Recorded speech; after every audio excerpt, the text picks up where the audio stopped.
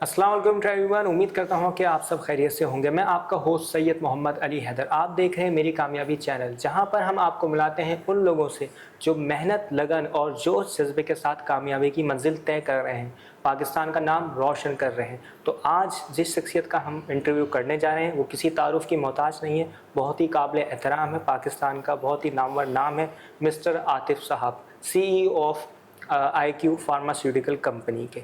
जानना चाहेंगे उनकी कामयाबी का सफ़र कि किस तरह उन्होंने चैलेंजेस का मुकाबला किया। So let's start the interview. अस्सलाम वालेकुम सर। वालेकुम अस्सलाम। कैसे मिजाज गिराम? अल्हम्दुलिल्लाह खैर। तबीयत वगैरह ठीक है? जी बिल्कुल ठीक। सर, हमारी ऑडियंस जानना चाहती है सवाल कि आपका जो दुबई का अभी रिसेंटली सफ़र रहा है जिसमें आपको रॉयल फैमिली की तरफ से अवार्ड पेश किया गया, तो क्या फीलिंग थी पाकिस्तान को रिप्रेजेंट करना, पाकिस्तान का एक ब्राइट इमेज दुनिया के सामने लेके आना? अल्हम्दुलिल्लाह ये बहुत अच्छा मेरे लिए एक ऑनर था और पाकिस्तान का इसमें I am proud to be Pakistani और पाकिस्तान का नाम रोशन हुआ और भी मेरे साथ पाकिस्तानी 2-3 और भी शामिल थे। तो वी वर रियली प्राउड कि हमने पाकिस्तान का नाम इतना रोशन किया कि वहाँ तक में पहुँचे और हमें ये अवार्ड मिला। Definitely sir, we also proud to hear that कि आप जो पाकिस्तान का नाम ग्लोबली तौर पर स्टेज पर जो आप रोशन कर रहे हैं वो हमारे लिए भी और हमारी कौम के लिए भी बाइस फ़ख्र है। तो मुझे ये बताइएगा कि आपका जो सफ़र है फार्मास्यूटिकल का, ये किस तरह आगाज़ हुआ? क्या बनना चाहते थे आप स्टार्टिंग में? एक होता है ना जवान कि भाई मेरा ये ड्रीम है, ये गोल है। तो ऑडियंस जानना चाहती है कि भाई मिस्टर आतिफ़ का क्या गोल था, क्या अचीवमेंट थी? यंग एज में लाइक उस टाइम पे जिस वक्त 90s 80s मिड 80s और लेट 80s की बात है, तो उस वक्त जब मैं मैट्रिक में था तो मेरी सोच यही थी कि मैंने फोर्सेस में जाना है और आर्म फोर्सेस ज्वाइन करना चाहता था।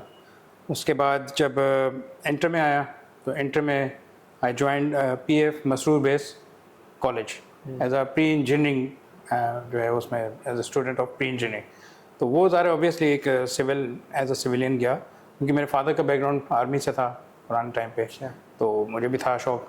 बट वहाँ पे फिर समहाउ कुछ ऐसा हो गया सिचुएशन कि हमारा अपना बिजनेस जब स्टार्ट हुआ तो फिर मैंने आर्मी के बजाय अपने बिज़नेस की तरफ फोकस किया और अपने फादर के साथ ही शुरू से बीकॉम किया। बीकॉम के बाद MBA करते हुए हमारा ये बिज़नेस अपना स्टार्ट हो गया हुआ था। तो जिस वक्त अपना बिज़नेस स्टार्ट हो गया तो फिर फोकस सारा फार्मा इंडस्ट्री पे ही था। फार्मा इंडस्ट्री जी, तो साथ साथ ही मैंने ज्वाइन कर लिया हुआ था ऑफिस और कुछ शाम के टाइम पे जो है वो मैं MBA कर रहा था और दिन के टाइम पे मैं ऑफिस में ज्वाइन किया हुआ था IQ फार्मास्यूटिकल। अच्छा, आपका ये जो 30 इयर्स का एक्सपीरियंस है, मतलब क्या शेयर करना चाहेंगे अपने थॉट्स? क्या चैलेंजेस थे आपके साथ जब स्टार्ट होता है? एक स्ट्रगल पीरियड टाइम होता है या एक बना बनाया मिल जाता है कुछ लोगों को, या कुछ लोगों को स्ट्रगल करना पड़ती है? तो उस हवाले से डिफ़िकल्टीज़ और हर्डल्स को मैं एज अ अपॉर्चुनिटी देखता हूँ और चैलेंजेस डेफिनेटली होते हैं। जैसे जैसे चैलेंजेस सामने आते हैं अगर आप उसको कामयाबी से हल कर लें तो आप कामयाब हो जाते हैं। तो आई थिंक कि 30 इयर्स में हम लोगों ने बिल्कुल बिगनिंग से स्टार्ट किया। मेरे फादर ने ये कंपनी स्टार्ट की थी IQ फार्मास्यूटिकल और उस वक्त इसका नाम था IQ इंटरनेशनल, जो कि एक इम्पोर्ट बेस्ड कंपनी थी और हम यूरोप से और कोरिया से इंपोर्ट करते थे प्रोडक्ट्स मिनट फॉर्म में और उसकी मार्केटिंग कर रहे थे। तो शुरू में हमारे 1-2 प्रोडक्ट्स थे, पेमॉक्सिन था, रेमिथान था, इस तरह 2-3 प्रोडक्ट्स थे। तो वही हम लोग जो है प्रमोट करते थे डॉक्टर्स पे जाके और अल्हम्दुलिल्लाह अल्लाह ताला ने बरकत दी और कामयाबी अता की। अच्छा सर, आप ये बताएंगे जो पाकिस्तान का फार्मा सिस्टम है और आप ग्लोबली इतने मुल्क विज़िट कर चुके हैं, तो आपको कौन सी कंट्री ज़्यादा बेस्ट लगती है, सूटेबल, कि वहाँ का फार्मास्यूटिकल सिस्टम से आप इंस्पायर हुए? जी, फार्मास्यूटिकल की इंडस्ट्री के हवाले से अगर आप बात करें तो बहुत सारी कंट्रीज़ हैं जो कि मुझे इंस्पायर करती हैं। सबसे पहले तो कोरिया से ही, क्योंकि हमने इंपोर्ट बेस कोरिया से भी स्टार्ट किया था, तो हम कोरिया के विजिट्स किए, वहाँ की फैक्ट्री देखी, तो वहाँ से लर्निंग होती है आपकी, बाहर से एक्सपोजर जब मिलता है तो आप देखते हैं कि जो उधर लेटेस्ट चीज़ें कौन सी लग रही हैं, सिस्टम्स कौन से लग रहे हैं। 2007 में जब हमने अपनी फैक्ट्री लगाना शुरू की, उससे पहले हमने ग्लोबली मैंने जितने भी विजिट्स किए थे उसमें नॉर्मली यही होता था कि कोई फार्मा इंडस्ट्री भी साथ में विजिट कर लूँ। स्पेशली 2005 से 2007 2 ईयर्स जो थे उसमें बहुत ज़्यादा विजिट्स जो है हम लोगों की फैक्ट्रीज़ के होते थे डिफरेंट, और लोकल फैक्ट्रीज़ का भी किया और बाहर की फैक्ट्रीज़ का भी किया, चाइना के भी विजिट्स किए। तो जहाँ जहाँ से जो जो चीज़ समझ में आती थी तो वो चीज़ सीख कर वहाँ से अडॉप्ट करने की कोशिश होती थी कि पाकिस्तान के अंदर हम अपने फार्मा के अंदर वही चीज़ें ऐड कर सकें।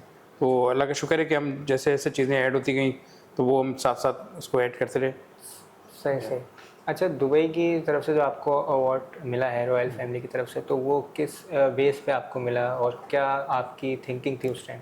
जी, आई वाज रियली प्राउड, और ये बड़ी ऑनर की बात थी मेरे लिए, Yeah. क्योंकि हम लोग गए थे 1 से 2 साल पहले दुबई में ही, और वहाँ पर बहुत बड़ा एक सेमिनार हुआ था और बहुत ज़्यादा चीज़ें थी, और उसमें डिफरेंट कंट्रीज़ के साथ लोग आए हुए थे और उनकी प्रेजेंटेशंस भी थी और मुख्तलिफ बातें हो रही थी।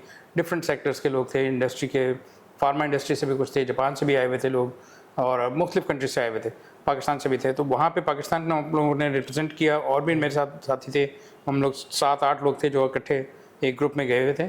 और वहाँ पे जब हमने अपनी रिप्रेजेंटेशन दी, अपनी प्रेजेंटेशन दी, अपनी बातें की, तो वो कामयाबी हमें अब जाके रिजल्ट मिला और उन्होंने सेलेक्ट किया। तो वी आर रियली प्राउड, और थैंक टू देम, दुबई लोगों ने जो है वो हमें सराहा और उन्होंने अप्रिशिएट किया। और इसमें मेन हमारा सिमुलेशन सेंटर जो था उसको बहुत ज़्यादा पसंद किया गया। सही सही। अच्छा सर, कोई भी कंपनी जब रनिंग कर रही होती है, कामयाबी की सीढ़ियाँ तय कर रही होती, मंजिल तय कर रही होती, तो कुछ डिफ़िकल्टीज़ भी आती हैं, तो उनको किस तरह ओवरकम किया जाता है, उसके बारे में आप बताएंगे? देखिए, डिफ़िकल्टीज़, चैलेंजेस जो हैं वो काफ़ी मुख्तलिफ के टाइम पे आते रहते हैं। और लाइक 2022 21-22 में I was the vice chairman of Pakistan pharma manufacturing association PPM में। तो उस फोरम पे जाकर भी मुझे काफ़ी सारे सॉल्यूशंस नज़र आए और काफ़ी सारे मसाइल उस वक्त भी थे, क्योंकि मसाइल तो कंटिन्यू रहते हैं और उनको इंडस्ट्री ने मिल के ही हल करना होता है और ओवरऑल सॉल्यूशन निकालना होता है कि जी क्या आवाम के लिए और इंडस्ट्री के लिए बेहतर है, कि जिससे आवाम भी खुश है और इंडस्ट्री भी प्रोग्रेस करती रहे। तो उसमें मुख्तलिफ टाइमों पे मुख्तलिफ चीज़ें आई। अभी इस वक्त जो सबसे ज़्यादा प्रॉमिसिंग और सबसे ज़्यादा डिफ़िकल्ट जो चीज़ आ रही है वो प्राइसिंग है, क्योंकि प्राइसिंग आपको कॉस्टिंग भी देखनी है, आपको अपने जितने भी आपके ट्रांजिट होती है, जब भी चीज़ें आती हैं तो फ्रेट चार्जेस और डिफरेंट चार्जेस पे, जब आजकल जो ग्लोबली चल रहा है कि जी आपको इतना टैक्स लग जाएगा, इतनी ये चीज़ें लग जाएंगी, उन सब चीज़ों को देखते हुए हमें ये भी देखना है कि हम कॉस्ट इतनी ना बढ़ा दें कि कहीं आवाम ले भी ना सके। तो हमारी आवाम, क्योंकि जिस तरीके से हम बजट को बनाते हैं, तो हम उस हिसाब से मेडिसिन की कोशिश करते हैं कि जो खास तौर पे जो लॉन्ग टर्म में खाने की चीज़ें हैं, एटलीस्ट वो जो है वो क्रॉनिक जो मेडिसिन होती हैं वो हम कोशिश करते हैं कि कम से कम प्राइस पे, किस तरीके से सुटेबल प्राइस पे ला सकें। अच्छा सर, ये देखते हैं जब भी कोई क्राइसिस आता है या जैसे कोविड आया या कोई भी होता है, तो उसमें जो मेडिसिन हैं एकदम हाई रेट हो जाते हैं, आवाम की पहुंच से दूर हो जाती है, शॉर्टेज हो जाती है, तो क्या इसके पीछे मसले मसाइल होते हैं? हाँ, देखिए, कोविड जब आया तो कोई प्राइसेस हाई नहीं हुई थी। बेसिकली जो है शॉर्टेज जब होती है, आप सही कह रहे हैं, जो शॉर्टेज हो जाती है उसके वजह से लोग कुछ जो अदर देन फार्मा है जो कि बीच में कर रहे होते हैं काम इस तरह का, तो वो प्रॉब्लम्स करते हैं। लेकिन उसका सोल्यूशन अल्हम्दुलिल्लाह गवर्नमेंट ने और इंडस्ट्री ने मिलकर निकाला है इस बार, और ड्रैप की मदद से हमने इसके ऊपर सोल्यूशन निकाल लिया है। क्योंकि पहले ये हो रहा था कि कई सारी चीज़ें थी जो प्राइसिंग हमें अलाउड नहीं था कि हम इसकी प्राइस ऊपर कर सकें। जब डॉलर का रेट काफ़ी ज़्यादा चेंज हुआ तो उसकी वजह से बहुत सारी प्रोडक्शन रुक गई थी, क्योंकि ज़ाहिर है कि अगर आपकी कॉस्ट MRP से जो है वो ज़्यादा है तो लोग बनाना छोड़ रहे थे। तो उसकी वजह से जो है प्रॉब्लम्स आ रही थी मुख्तलिफ किस्म की, जो कि सॉल्व हो गई इस साल 2 साल पहले। जैसे ये सॉल्व होना शुरू हुआ प्रॉब्लम, तो अब प्रोडक्शन भी अच्छी हो रही है और अच्छी क्वालिटी लोगों को मिल रही है और रियल ओरिजिनल चीज़ जो है वो मिल रही है लोगों को। ठीक। अच्छा सर, मुझे ये बताइए कि आपने 40+ कंट्रीज़ का जो टूर विज़िट किए हैं, उसके हवाले से आपका क्या एक्सपीरियंस आपने वहाँ से हासिल किया जिसका इफ़ेक्ट आपके काम पर हुआ? जी, देखें, अभी लास्ट हमारा UK का भी विज़िट हुआ और वहाँ पे भी हमने काफ़ी सारी चीज़ें डिफरेंट देखी और हमने गवर्नमेंट पॉलिसीज़ भी देखी, हमारी इंटरनेशनल पॉलिसीज़ क्या हैं उसको भी देखते हुए फिर हमें अपने स्टैंडर्ड्स को भी देखना होता है। तो अब अल्हम्दुलिल्लाह फार्मा इंडस्ट्री में हमने एक ऐसा नाम रोशन कर लिया है कि हमारी at least nutraceutical products and pharmaceutical products पूरी वर्ल्ड वाइड एक्सेप्टेबल हो गई हैं, और इसको बहुत लोगों ने सराहा है और क्वालिटी को भी सराहा है, क्योंकि अच्छे स्टैंडर्ड्स के ला के और एक रीज़नेबल अफोर्डेबल प्राइस के ऊपर हम मेडिसिन बना रहे हैं। तो इस वक्त भी आप अगर देखेंगे तो हमारे पास जो लोकल इंडस्ट्री है हमारी, वो मोर देन 75-70% जो है वो मार्केट खुद ही मैन्युफैक्चर करके बना रही है इस वक्त। इसका मतलब कि हम इस काबिल हैं कि अपने मुल्क को भी पूरा कर रहे हैं और हमारी आबादी जितनी बड़ी है तो हम बाहर इंटरनेशनल भी अब एक्सपोर्ट भी इसको स्टार्ट कर दिया। माशाल्लाह माशाल्लाह। सर, इस फील्ड के अंदर जो अपना कारोबार स्टार्ट करना चाहता है, मतलब फार्मास्यूटिकल में स्टार्ट इनिशिएटिव लेना चाहते हैं, तो उनको क्या आइडिया रखना चाहिए, क्या ऑब्जेक्टिव उनको अपनाने चाहिए? देखिए, सबसे इम्पोर्टेंट चीज़ है क्वालिटी। आपको कोई क्वालिटी पे कॉम्प्रोमाइज़ नहीं करना है। Second thing again quality, and third thing again quality, quality quality and quality. जब तक आप क्वालिटी एंड देन इम्प्रूवमेंट, हर दफ़ा आपको जो है वो नई चीज़, नई जिद्दत, नई इम्प्रूवमेंट लानी पड़ती है। स्टार्टिंग फ्रॉम दी मैप कि किस तरीके के आपकी फैक्ट्री का मैप बना हुआ है। देखिए आजकल के दौर में यही है कि जो 20 ईयर्स बैक जिसने मैट्रिक किया हुआ था और आज 20 साल के बाद अगर किसी का मैट्रिक भी देखें तो वो उसके अंदर बहुत ज़्यादा डिफरेंस आ जाता है। तो इसी तरह जो इंडस्ट्री पुरानी बनी हुई है, अब ये टाइम आ गया कि उसको रिनोवेट किया जाए और उसको रीबिल्ड किया जाए। तो जो नई कंपनीज आ रही हैं, मैं कहूँगा कि बहुत अच्छी उनके लिए अपॉर्चुनिटी है, क्योंकि उनके पास सारी चीज़ें हैं। अब लेटेस्ट चीज़ों के अंदर, हर चीज़ के अंदर एक्सपर्टीज़ आपके पास मौजूद हैं, जो कि हर एक फील्ड के अंदर आपको beginning from the map, from the पूरी उसकी जो आपका घूमना है, किस तरीके से मटेरियल ने जाना है, किस तरीके से ह्यूमन इंटरेक्शन होनी, किस तरह ह्यूमन ने वहाँ पे जाना है, और जिद्दत के साथ आपके पास ये चीज़ें भी आ गई कि लेस ह्यूमन इंटरेक्शन के साथ, विदाउट मतलब हाइजीन को कॉम्प्रोमाइज़ किए बगैर आपके पास बहुत अच्छी मेडिसिन बन जाती है। तो आई थिंक कोशिश करनी चाहिए सबको। और जहाँ तक ड्रैप का ताल्लुक है और हेल्थ केयर का ताल्लुक है और गवर्नमेंट का ताल्लुक है, वो भी उनकी पॉलिसीज भी स्ट्रेंजेंट होती जा रही हैं, वो चीज़ें हम फॉलो करते हैं तभी एक अच्छी क्वालिटी बनाते हैं। तो इंटरनेशनल लेवल पे RRA को फॉलो करते हुए जब हम सारी चीज़ें सही फॉलो करते हैं तो एक स्टैंडर्ड चीज़ हमारे पास निकल के आती है, जो कि बहुत अच्छी रहती है। तो मैं कोशिश करूँगा, मैं कहूँगा सबको कि इस फील्ड में आएँ, जो प्रोफेशनल लोग हैं जिन्होंने इस हवाले से काम किया हुआ है, जो इस चीज़ को समझते हैं, क्योंकि it's a very sensitive issue, क्योंकि ये तो हेल्थ से रिलेटेड इशू है। Basically pharmaceutical is a very sensitive industry, जिसके अंदर हर चीज़ डॉक्यूमेंटेड होती है और हर चीज़ आपको साइंस के हिसाब से आपको प्रूव करते हुए चलना है, और आप लाइफ के साथ लोगों के जो है वो एक आपके ऊपर भरोसा कर रहे हैं लोग कि आपकी दवा खाने से उनको इलाज हो रहा है, उनको सेहत मिल रही है। तो कोशिश होनी चाहिए सबकी कि बेस्ट क्वालिटी अपनी जो आप प्रोड्यूस कर सकते हैं, starting from the lower level. जो भी हमारा वर्कर है, हम हर एक को ट्रेन करते हैं कि आपने लोगों की ज़िंदगी बचाने के लिए अद्वियात बनानी है, तो इसके अंदर क्वालिटी का आपको बहुत ज़्यादा ख्याल रखना है। अच्छा, ये जो हमारे पास मेडिसिन ज़्यादातर यूज़ होती हैं, इसमें कुछ एंटीबायोटिक्स वगैरह भी होती हैं, तो लोग ज़्यादातर अवॉइड करते हैं, इसके साइड इफ़ेक्ट वगैरह होता है, तो उसकी मतलब क्वालिटी को मेंटेन कैसे रखा जाता है कि साइड इफ़ेक्ट कम से कम हो?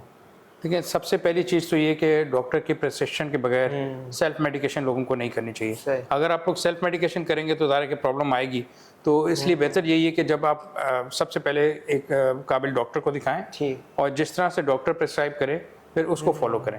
अच्छा सर, मुझे ये बताइएगा कि आपका ये जो इतना सफ़र है, इसका सबसे मेमोरेबल कौन सा लम्हा था, कौन सा इवेंट था जो आपको हमेशा याद कर रहा है?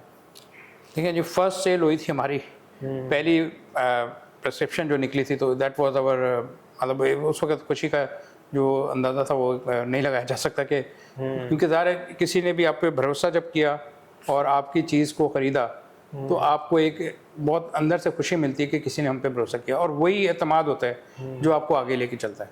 और जब तक आप लोगों के एतमाद को पूरा रखते हैं, आप क्वालिटी लोगों को दें और जो रिजल्ट्स आते हैं वो फिर आपको कामयाब करते हैं। सही से। अच्छा सर, एक सवाल मैं आपसे और पूछना चाहूँगा कि आपके नज़दीक जो है सक्सेस का क्या मतलब है? देखिए, सक्सेस का मतलब मेरी नज़र में सक्सेस इज़ नॉट कि जी कितना पैसा कमा लिया। बेसिकली सक्सेस इज़ अगेन, जैसे मैंने अभी बात की, कि भरोसा लोगों का और आपकी प्रेजेंस को लोग पसंद करें। आप तभी कामयाब होते हैं जब लोग आपको देखें और आपसे इंस्पायर हों और आपको फॉलो करें। तो अगर लोग देख के मुझे फॉलो करते हैं, हमारी इंडस्ट्री को फॉलो करते हैं और हमसे खुश हैं, तो we are successful. Money is वो तो साथ साथ वैसे ही आ जाता है, लेकिन but main thing is this. अच्छा सर, आप अपनी कंपनी को नेक्स्ट 5 ईयर में क्या देखना चाहते हैं और क्या अचीवमेंट आपके जहन में है? हमारी कोशिश ये है कि हम इसको नेक्स्ट 5 ईयर्स के अंदर, अभी we are number 9 in ranking. एक IQVIA एक हमारा जो बुक होती है जिसके अंदर के रैंकिंग आ रही होती है फार्मा इंडस्ट्री की, IMS पहले कहलाता था वो, तो उस डेटा के अंदर वी आर नंबर 9 नाउ, और वी होप कि within next 5 years we should be at least in top 3 इंशाल्लाह आना चाहिए। सर, पूरे पाकिस्तान कौम की दुआएं आपके साथ हैं। Thank you so much. अल्लाह ताला आपको कामयाब करे। थैंक यू सो मच और मज़ीद तरक्की अता करे। Thank you Ali. Sir, in the and आप कोई मैसेज देना चाहेंगे हमारी पाकिस्तान कौम के लिए, नौजवानों के लिए, तो आप दे सकते हैं? जी, मेरा मैसेज कौम को यही होगा कि कोशिश करें कि आप लोग सब खुश रहें, और इस वक्त का जो दौर है, इस वक्त लोग मेंटल स्ट्रेस में हैं, हर किसी से हर कोई लड़ रहा होता है। आप सड़क पे निकलें तो अगले से बस लोगों की कोशिश है कि भाई लड़ना शुरू कर देते हैं। तो मैं कहूँगा कि आप लोग अपने आप को पुरअमन रखें, अपने आप को खुश रखें, और आप खुश रहेंगे तो सारी ज़िंदगी आपको दूसरे भी खुश नज़र आएंगे। तो आप खुद भी खुश रहें, अपने घर वालों को खुश करें, और यही सबकी कौम के लिए दुआएं कि अल्लाह ताला हमारी कौम को, हमारे मुल्क को, हमारे बच्चों को, हमारे बड़ों को, हमारे बुज़ुर्गों को, ख़वातीन को, हर किसी को अल्लाह ताला खुश रखें। थैंक यू सर, आपका बहुत बहुत शुक्रिया Thank you, कि आपने अपना कीमती वक्त हमें दिया, हमारे चैनल को दिया मेरी कामयाबी के लिए। It's highly honour for me and for my team. Thank you so sir, I will never forget this moment. Thank you so much. Thank you नाज़रीन, आपका बहुत बहुत शुक्रिया हमारे इस वीडियो को देखने के लिए। फिर मिलेंगे आपसे एक नई कामयाब शख्सियत के साथ, तब तक के लिए अपना ख्याल रखिएगा। अल्लाह हाफ़िज़।